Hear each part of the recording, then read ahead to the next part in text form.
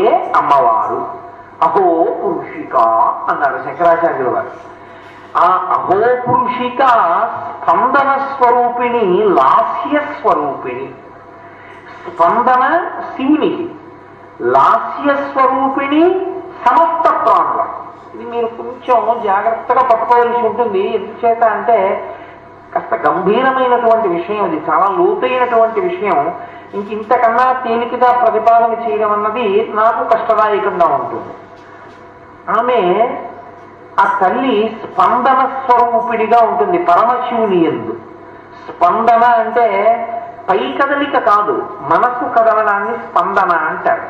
పరమశివుని యొక్క మనసు కదిలి నేను అనేకముగా మారతానన్న కోరిక కలిగేటట్టుగా చేసిన తల్లి ఎవరో ఆమెయే స్పందన స్వరూపిణి.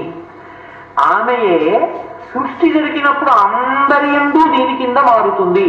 అంటే సమస్త ప్రాణుల యందు మీకు ఏవి కనపడుతున్నాయో వాటన్నిటి యందు ఆమె భావస్వరూపిణిగా మారుతుంది.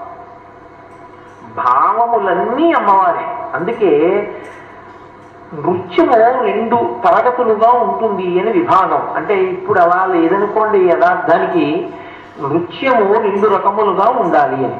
ఒకటి పురుషులు చేసేది, 2 స్త్రీలు చేసేది. స్త్రీలు చేసేటటువంటి నృత్యమునందు అభినయ లాస్యములే ఉంటాయి. పురుషుని నృత్యమునందు తాండవముగా ఉంటుంది.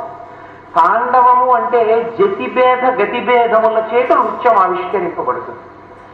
స్త్రీ చేస్తే లాస్యము అభినయము ఉంటాయి. అంటే మీరు పట్టుకున్నారో లేదో, నేను ఒక ఉదాహరణ మీకు చెప్పాలి అనుకోండి. కస్తూరీ తిలకం లలాట పలకే వక్షస్థలే కౌస్తుభం నాసాగ్రే నవమౌక్తికం కరతలే వేణుం. ఇది శ్లోకం. ఇప్పుడు ఈ శ్లోకాన్ని ఒక స్త్రీ నృత్యం చేస్తోందనుకోండి.